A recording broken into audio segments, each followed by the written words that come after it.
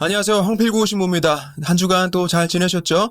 여기 뉴욕 같은 경우에는 실내에서 마스크 착용 의무도 해제가 됐고 본당에서 단체 모임도 가능하도록 교구 지침이 내려왔어요. 그만큼 상황이 많이 좋아지고 안정화가 되어가고 있다는 뜻이겠죠. 한국은 아마 아직 조금 심각한 상태가 계속되고 있는 것 같은데 분명히 곧 지나갈 겁니다. 여기서도 그랬으니까 한국에서는 더 잘 이겨들 내실 거라고 믿습니다. 지난 시간까지 십자군에 대해서 계속 알아보고 있었죠. 왜 또 어떤 배경에서 십자군 운동이 시작됐는지 1차 원정, 2차 원정의 과정과 결과, 또 지난 시간에는 기사 수도회, 즉 기사단에 대해서도 좀 이야기를 했어요. 그리고 이슬람 측의 역사적인 영웅 살라딘에 대한 그 출신 배경에 대해서 조금 또 살펴봤죠. 분열된 이슬람을 최초로 적어도 어느 정도는 통합을 시켰던 지도자 장기, 쟁기의 리더십이 그의 아들 누르아딘 때에 가서는 더욱더 발전을 하는데, 누르아딘이 자신의 신복인 시르쿠를 이집트로 원정을 보냅니다. 이때 시르쿠가 데려간 인물이 바로 자기 조카 살라딘이었어요. 에미르라고 하는데 총독 혹은 사령관 그 정도 되는 직책이에요. 시르쿠가 이내 이집트를 장악하게 되는데, 그리고는 바로 2달 만에 식중독으로 죽어버려요. 그래서 이 살라딘이 그 자리에 앉게 되죠. 십자군 전쟁을 이야기하면서 굉장히 중요한 인물이에요, 살라딘. 그래서 오늘은 이 살라딘에 대해서 알아보도록 하겠습니다. 이제 십자군 전쟁에서 어떻게 보면 하이라이트로 점점 가고 있는 거예요. 역사를 우리가 인물 중심으로 공부한다라고 한다면 지금까지는 딱히 우리한테 기억이 확 남을 만큼 이렇다 할 인물은 없었단 말이에요. 근데 드디어 역사적으로 아주 중요한 인물이 등장을 합니다. 교회 입장에서 보면, 유럽 입장에서 사실 보면 적장이에요. 적국의 군주잖아요. 그런데도 불구하고 역사가들이나 작가들이 기록하고 있는 살라딘에 대한 이미지는 굉장히 긍정적이에요. 십자군이나 기사단에 대한 평가는 워낙 안 좋은 쪽으로 어떤 면에서는 일부 과장이 되어 있는 반면에, 살라딘은 상대편 군주인데도 불구하고 아주 온화하고 자비롭고 또 덕망이 아주 높은 인물로 알려져 있어요. 정확히 발음하면 이름을 살라후딘이라고 해요. 꼭 중요한 건 아니지만 그냥 재미삼아 아랍식 발음으로 한번 들어보겠습니다. 살라후딘이 본명은 유스프, 아이유브의 아들 유스프인데 긴 이름 다 불러볼 것도 없고 그냥 살라흐 앗딘, 우리는 편의상 영어식으로 살라딘이라고 부르겠습니다. 살라딘은 1137년 생이고 이라크의 티그리트라는 곳에서 태어났어요. 그리고 쿠르드족이에요. 쿠르드족.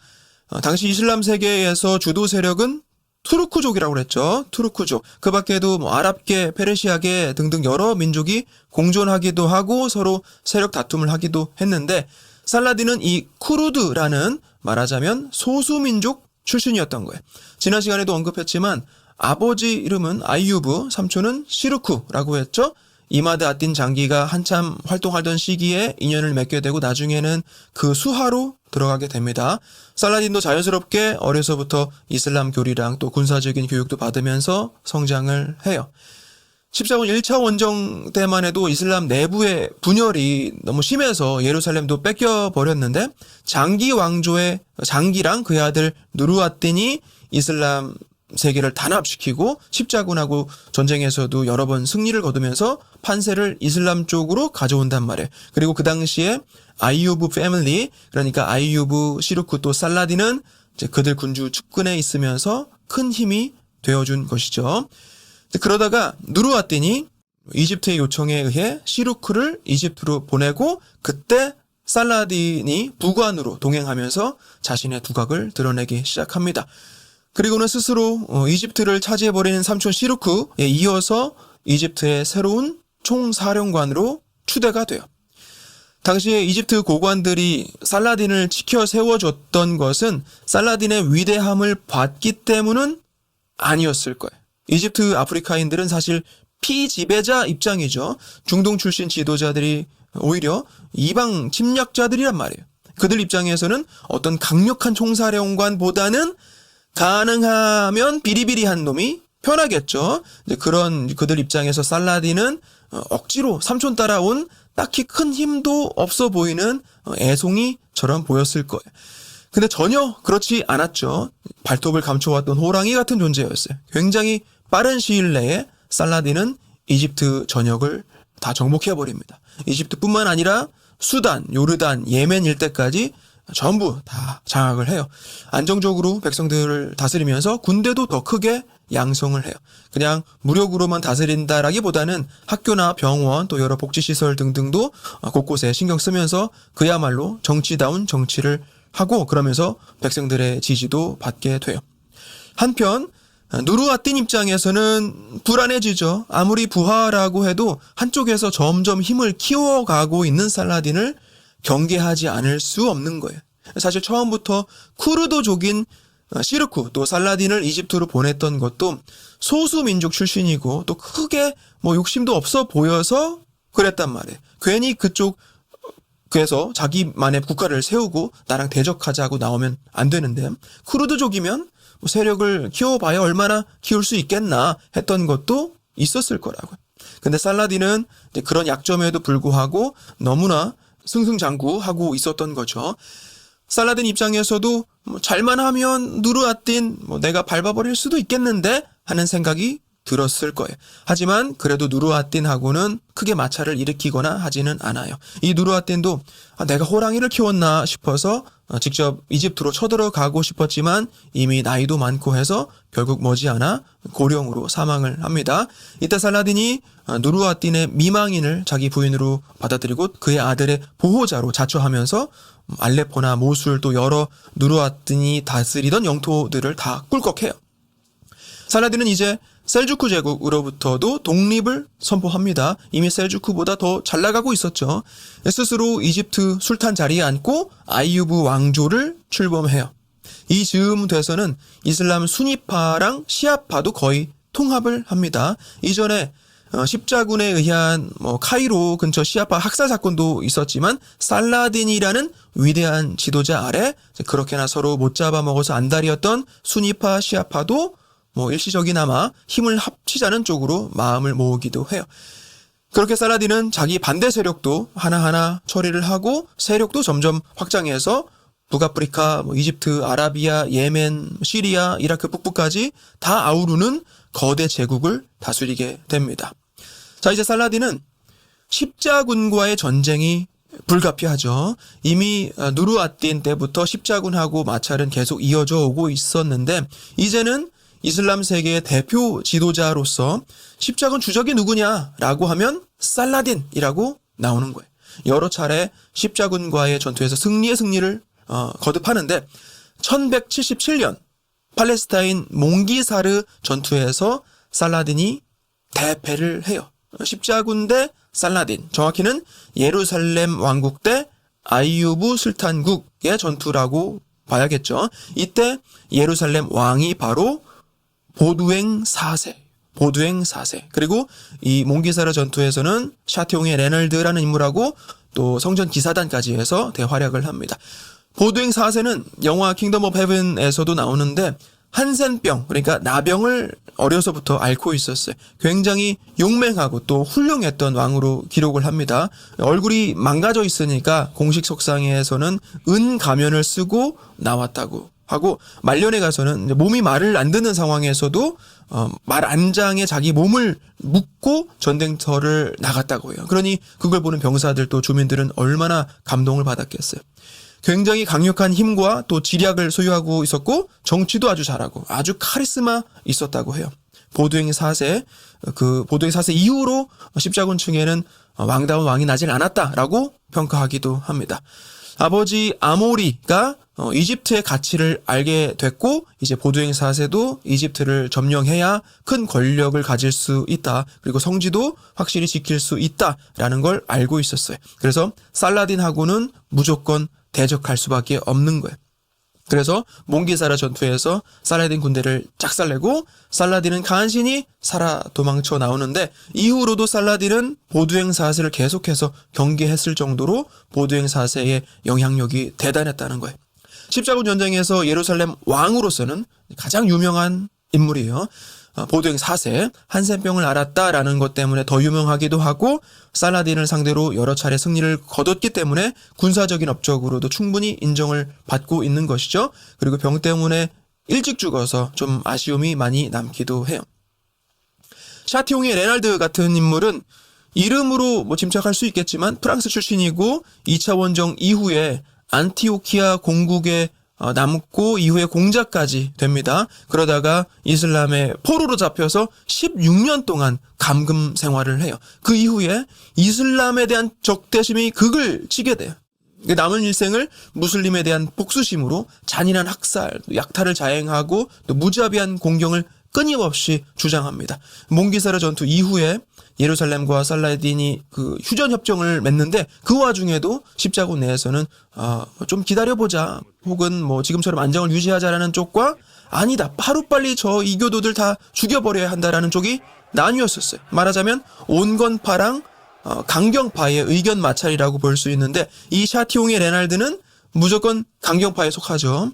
영화에서도 그렇지만 역사 기록에서도 대부분 어떤 충동적으로 문제만 일으키는 존재라고 묘사가 됩니다. 틈만 나면 아주 이 휴전 협정을 어기고 무슬림을 상대로 습격도 하고 무역로를 차단하고 순례자들을 털어먹고 막 그래요.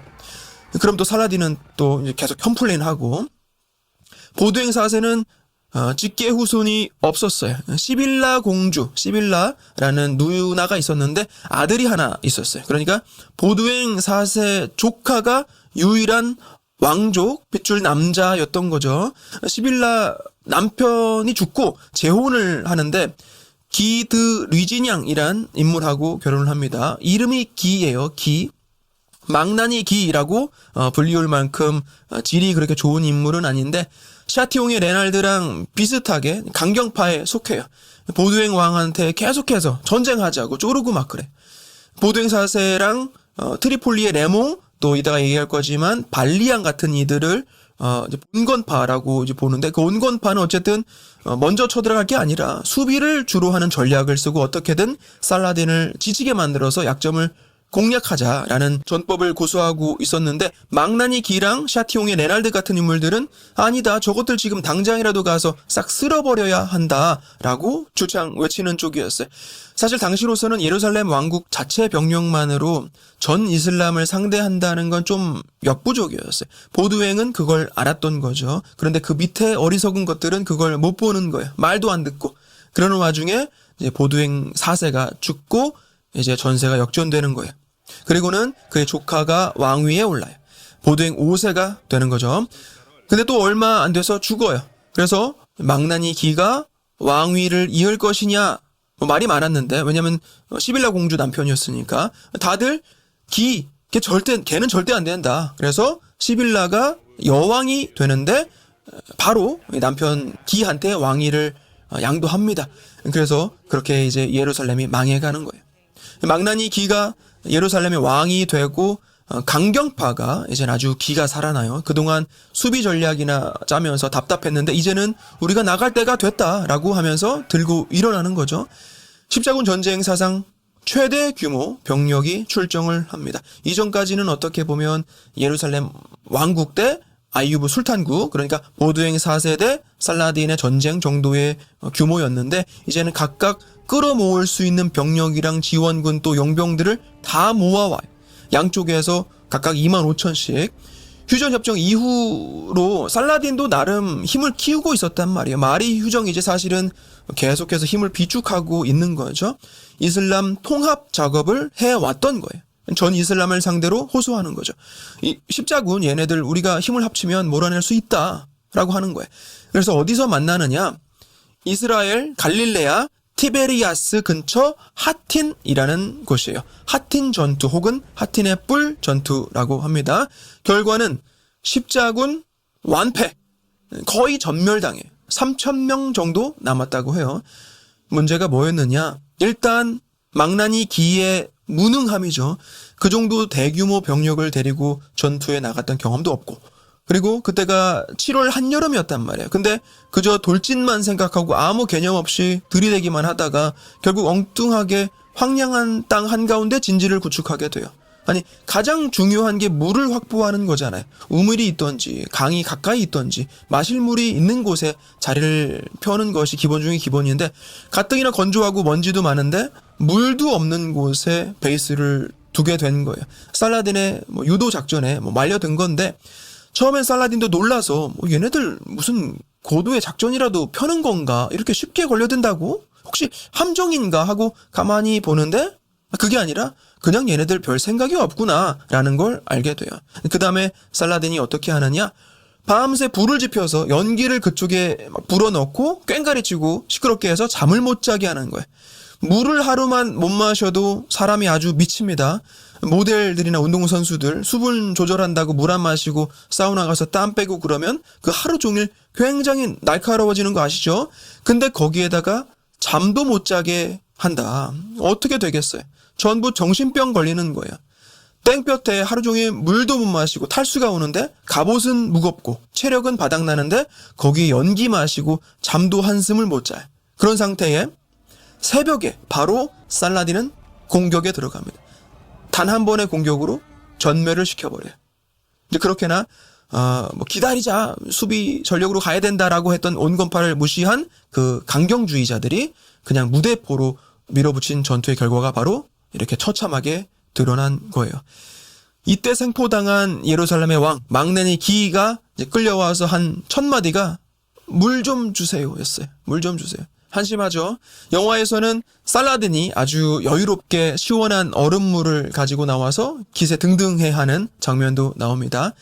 레몽백작하고 발리앙 같은 인물들은 겨우 탈출을 해요. 영화 킹덤 오브 헤븐에서는 발리앙이 주인공으로 나오는데 이 전투에 참전을 안 한 걸로 나와요. 어쨌든 그 밖에도 역사랑 다르게 묘사된 부분은 많기는 합니다. 영화는 영화니까. 아무튼 그래서 이 하튼 전투에서 살라딘이 아주 대승을 거두고 비로소 이슬람 세계 전체에서도 인정을 받으면서 큰 두각을 드러내게 돼요. 그야말로 대세 중에 대세로 부상을 합니다. 사실 그 당시에도 이슬람의 왕이라는 건 딱히 없었어요. 크고 작은 제국 혹은 술탄국의 술탄들, 에미르라는 말하자면 총독 혹은 사령관직은 있었고 칼리파도 있긴 있었는데 예전처럼 어떤 신의 대리자나 이슬람 전체를 통합하는 그런 군주로서의 권위는 가지고 있지 않았단 말이에요. 살라딘도 이집트랑 여러 지역의 술탄으로서 군림하고 있었지 이슬람 세계 전체를 다스리고 있었던 건 아니에요. 근데 이 하틴 전투의 승리를 통해서 다른 여러 이슬람 지역의 지지도 받고 협조도 받고 죽고 전까지 살라딘을 인정 안 하고 있었거나 적대시하고 암살 기도도 했던 이들도 이제는 살라딘 눈치를 좀 보게 되는 그런 분위기가 돼요. 자, 이제는 살라딘 입장에서는 예루살렘 정복을 코앞에 두고 있는 거예요. 그냥 가서 주워 먹기만 하면 되는 거죠. 기존의 예루살렘 기사들이 하틴 전투에 와서 거의 다 죽어버렸단 말이에요. 예루살렘 성 안에는 남은 병력도 거의 없고, 근데 예루살렘이라는 곳이 애초에 그렇게 만만한 곳은 사실 아니에요. 왜냐하면 지형적으로 천연 요새 도시였어요. 다윗 왕이 이스라엘 수도를 예루살렘으로 옮겼던 것도 군사적으로 아주 천의 요새 같다라는 이점을 보고 갔던 거잖아요. 예루살렘 성을 무너뜨리는 게 그렇게 쉬운 게 아니다라는 거죠. 하지만 그럼에도 불구하고 남은 기사가 없다는 건 굉장히 절망적일 수밖에 없었을 거예요. 여기서 발리앙이란 인물이 중요한 역할을 합니다. 발리앙. 영화에서는 아주 젊고 아주 멋진 주인공으로 시빌라 공주도 반해버린 인물로 그려지지만 실제로는 그 당시에 나이가 좀 있었어요. 아무튼 하틴 전투에서 간신히 탈출을 해서 티로 쪽으로 도망을 가요. 티로는 성경에서도 언급이 되죠. 티로와 시돈의 그 티로, 지금의 레바논이에요. 발리앙에 대해서 조금 얘기를 할게요. 발리앙 디블랭. 기사였고 예루살렘 왕국의 귀족들 중에 하나였어요. 이블랭이란 곳의 영주였고 아까 얘기했던 몽기사라 전투에서도 활약을 합니다. 한센병을 앓았던 보두행 4세 왕이 죽고 난 다음에도 영주들끼리는 계속해서 강경파랑 온건파로 나뉘어서 이슬람을 상대하는 전략에 관해서 서로 다른 입장을 고수했는데 망나니 기랑 샤티옹의 레날드 같은 인물들이 강경파였다면 트리폴리 백국의 레몽 3세 같은 인물이 온건파라고 할 수 있겠죠. 레몽 3세는 영화에서는 티베리아스라고 나와요. 발리앙도 여기서 레몽 3세 편에 서서 온건주의를 지향하는 쪽이었어요. 하지만 어쨌든 강경파가 목소리를 더 크게 냈고 무식하게 진군했다가 그 사단이 난 거였죠. 발리앙은 상당히 탁월한 외교 능력을 가지고 있었어요. 무작정 들고 일어나는 스타일이 아니라 항상 적국에 대해서 연구를 하고 필요에 따라 협상을 시도하고 또 때로는 뻔뻔할 정도의 요구사항을 제시하기도 합니다. 그래서 이제 티로로 피신은 하지만 예루살렘에 가족이 있었단 말이에요. 상황 봐서 빨리 데려와야죠. 언제라도 살라딘이 예루살렘으로 쳐들어갈 수 있는 상황이란 말이에요. 그래서 살라딘한테 부탁을 해요. 가족들은 좀 살려달라고. 우리 가족 예루살렘에 있는데 좀 이상하긴 하죠. 그 전부터 살라딘을 좀 알았을 수도 있고 그냥 뻔뻔하게 부탁을 했을 수도 있죠. 근데 살라딘도 희한하게 그 부탁을 들어줍니다. 예루살렘 가서 처자식 데리고 가도 좋다라고 하면서 통행증을 써줘요. 대신에 예루살렘에 가서 자기한테 칼끝을 들이대지 않는 조건으로 가족들 살려준다라고 해요. 방금 전쟁 치르고 전멸당한 입장에서 가족은 좀 빼달라고 요구하는 발리앙이나 그걸 또 쿨하게 받아주는 살라딘이나 참 독특하죠. 망나니 기 같은 도라이보다는 발리앙 같은 합리적인 사람을 그래도 좀 적이지만 살라딘은 좋아하고 또 존중했던 게 아닌가 생각해 봅니다. 근데 발리앙이 막상 예루살렘에 도착하니까 거기 입장에서는 구세주가 온 거예요. 기사들도 다 죽고 남은 병력도 거의 없는 상태에서 살라딘이 언제 예루살렘 접수하러 올지도 모르는 상태인데 지휘관 자리를 맡아줄 수 있는 인물이 와준 거잖아요. 이제 예루살렘 사람들이 발리앙을 붙잡고 늘어집니다. 제발 좀 머물러서 우리를 위해 싸워달라고 애걸복걸을 해요. 근데 발리앙은 살라딘하고 약속을 했잖아요. 가족들 빼내주면 예루살렘에서는 전쟁에 관여를 안 하겠다고 각자의 신의 이름으로 서약을 했단 말이에요. 근데 거기서 예루살렘 총대주교까지 나서서 살라딘하고의 그 약속을 어겨도 그냥 무죄를 보증하겠다 라고 해요. 약속도 약속이지만 예루살렘 전체를 구하기 위해서 그러니까 공익을 위해서는 충분히 정당한 사유가 된다라고 거드는 거예요. 어쩔 수 없이 발리앙은 살라딘하고의 그 약속을 저버리고 예루살렘 방어전을 준비합니다. 그러면서 살라딘한테 편지를 써요. 내가 이러이러해서 어쩔 수 없이 전투를 이끌도록 강요받았다. 좀 이해해달라. 하지만 그래도 우리 가족은 빼주는 거죠? 라고 어찌 보면 굉장히 이성적이면서 한편으로는 좀 뻔뻔하게도 보이는 부탁을 합니다. 근데 더 웃긴 건 살라딘이 또 그 부탁을 들어줘요. 명예뿐 아니라 목숨이 달린 전쟁인데 그런 와중에 상대편 장수에 대한 예우였는지 아니면 살라딘이 발리앙을 개인적으로 마음에 들어 했는지 또 어쩌면 그만큼 살라딘이란 사람이 굉장히 좋은 훌륭한 인품을 가지고 있었다라고도 볼 수 있겠죠. 발리앙 가족들한테 통행증도 써주고 말까지 태워서 안전하게 성을 빠져나올 수 있도록 조치를 취해줍니다. 살라딘이란 인물이 지금까지도 유럽에서 굉장히 긍정적으로 묘사가 되는 이유가 바로 이런 거죠. 본보기를 보여야 할 때는 한없이 잔혹하게 보이다가도 결정적인 순간에는 인간적인 모습 또 자비로운 군지로서의 용모를 아낌없이 발휘를 해요. 아까 그 망나니 기조차도 살려줘요. 발리앙은 자기 마음에 들어서 그랬다고 쳐도 기까지 살려줬다는 건 좀 이해가 안 갈 수 있어요. 같은 편에서 봤을 때도 죽어도 싼 놈을 살라딘은 살려서 보내줬다라는 건데 그건 살라딘이 자비로워서 그랬던 것도 물론 있겠지만 영화에서도 대사가 나와요. 왕은 왕을 죽이지 않는다. 사실 살라딘은 당시로서는 왕이 되어야만 하는 상황에 있었어요. 소수민족 출신에서 어쩌다가 보니 술탄 자리에까지 올라왔는데 사방엔 여전히 적들천지인 거예요.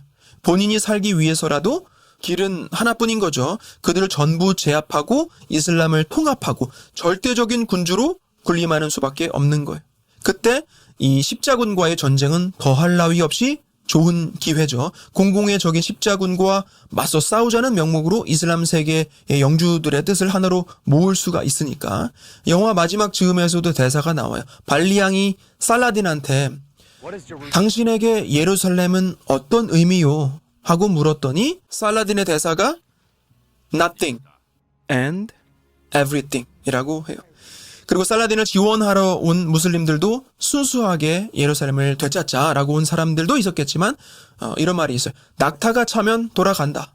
낙타 타고 와서 전쟁하고 약탈해서는 약탈품들을 낙타에 실을 만큼 실었으면 돌아가는 거예요.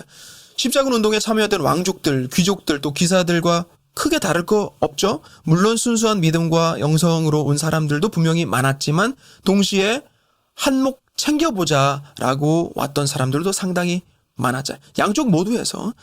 그래서 살라딘이 아무리 상대편이라도 왕을 죽이지 않고 예우를 갖춰줬다라는 건 이슬람 자기 편에도 그걸 보여주려는 거였을 거예요. 왕이란 존재는 이렇게 대우하는 것이다. 그러니 나를 왕다운 왕으로 대하라. 뭐 그런 거죠.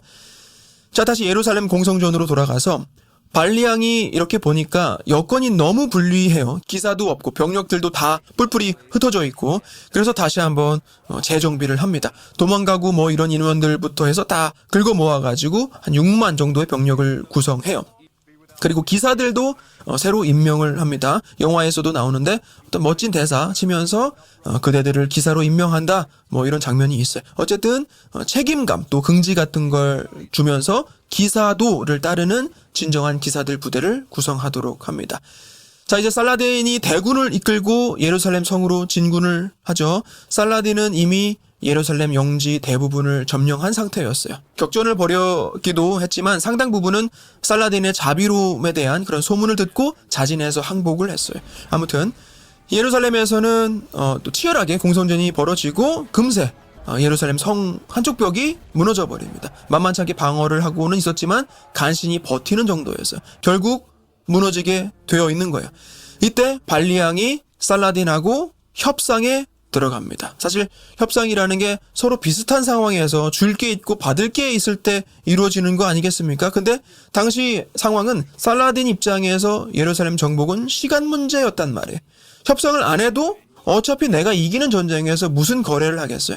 근데 발리앙이 참 대단한 게 더 이상 공격하면 아무리 성지라도 여기 내가 다 파괴해버릴 거다. 성당이고 사원이고 다 불살라버리고 성내에 무슬림들 다 죽여버리고 그리고 나도 죽겠다라고 해요. 아주 반협박이죠. 가진 것 아무것도 없는 상태에서도 그렇게 당당할 수 있다라는 게 참 대단한데 그걸 또 살라딘이 받아들여요. 사실 살라딘이 그냥 무시하고 들이대도 상관이 없을 수 있어요. 근데 살라딘은 그렇게 생각 없는 사람이 아니었어요. 아까도 언급했지만 살라딘은 진정한 왕이 돼야만 하는 상황이에요. 최종 목표는 어쨌든 이슬람 통합이란 말이에요. 저번 시간에도 얘기했죠. 공성전에서는 가능하면 피를 보지 않고 입성하는 것이 좋다. 만약 그냥 밀고 들어갔는데 정말로 발리앙이 다 불질러버리고 주민들 다 죽여버렸다라고 한다면 살라딘도 잿더미가 돼버린 거기를 통치하는 게 쉽지 않아요. 동족들을 살릴 수 있는 기회가 있었는데도 무자비하게 협상을 거부하고 성지가 파괴되도록 한 장본인이다 라는 원망을 반대파 누구든지 언젠가는 할 수 있는 거예요. 이슬람 통합은 물 건너가게 되는 거죠. 예루살렘을 얻고 이슬람을 얻지 못하면 그게 무슨 소용이냐고요. 그럴 바에는 차라리 자비로운 군주로서의 이미지를 얻는 게 정치적으로 훨씬 이득이죠. 그리고 또 한 가지는 그 뒤에 유럽에서 올 보복도 생각을 안 할 수 없어요. 잔인하면 잔인할수록 유럽의 원한도 깊어질 텐데 굳이 애써서 그런 후한을 만들 필요가 없죠. 또 한 가지는 살라딘이 당시 어떤 절대적인 충성심으로 똘똘 뭉친 그런 군인들을 이끌고 온 게 아니었어요. 다들 뭐 거의 용병들이란 말이에요. 봉급을 줘야죠. 하틴 전투 때부터 계속 싸워온 군인들한테 줄 돈이 사실 거의 떨어져 가고 있었다고 해요. 그래서 살라딘의 인품도 인품이지만 분명히 어떤 정치적인 또 경제적인 상황을 고려한 행보였기도 했을 것이다 라는 거. 어쨌든 그렇게 발리앙하고 협정을 맺고 살라딘은 예루살렘으로 입성을 합니다. 1187년이에요. 예루살렘에 들어와서는 약속대로 더 이상 공격이나 약탈을 하지 않고 성내의 그리스도인들도 한 명당 얼마씩 쳐서 살려줍니다. 당시 모든 전쟁이 그런 거예요. 인질을 다 잡아서 파는 거죠. 다 돈이었다고요. 귀족은 얼마, 남자는 얼마, 여자는 얼마, 노예는 얼마, 다 그런 게 있었어요. 근데 살라딘이 확실히 대단한 게 발리앙이 그리스도인들 몸값을 전부 다 지불을 할 잔고가 없다. 그래서 자기 스스로 인질이 되겠다라고 자처하는데 살라딘은 자기 돈으로 그걸 채워줍니다. 좀 모자라거나 해도 좀 봐주기도 하고 그래요. 멋있게. 남편 가족 잃은 남은 식구들한테도 비록 적이지만 시신도 찾아서 장례도 치르게 해주고 귀족급이라고 하면 일정 금액 돈도 쥐어주면서 그만한 대우를 해주기도 해요. 또 예루살렘 정복 이후에도 그리스도인들이 다소 자유롭게 성지에 출입할 수 있도록도 해줍니다. 강력하고 절대적인 군주이지만 동시에 포용 정책을 쓰는 거예요. 그렇게 이슬람 진영의 수하들에게도 귀감이 되는 참 군주로서의 모습을 보여줘요. 자, 이제 유럽에서는 난리가 났죠. 성지 예루살렘이 다시 한번 이교도들 손에 들어갔고 그들의 수장이 누구냐 했더니 살라딘이라는 아주 탁월한 지략가이면서 높은 덕망까지 갖춘 인물이더라라는 거예요. 그래서 다시 한번 거대한 십자군 운동이 재개가 되고 그것이 바로 제3차 십자군 원정이에요. 주요 인물로는 사자심왕 리처드. 그래서 이번 시간에 여기까지 십자군 2차 원정 이후에 예루살렘 왕국과 그 주변의 상황, 특히 이슬람 역사의 위대한 영웅 살라딘에 대해서 이야기를 나눠봤습니다. 좀 간단하게만 살펴보고 넘어가려고 했는데 하다 보니까 조금 길어지고 있긴 해요. 다음 시간에는 이제 3차 원정으로 이어가 보도록 하겠습니다. 한 주간 또 건강하시고 다음 주에 뵙겠습니다. 고맙습니다.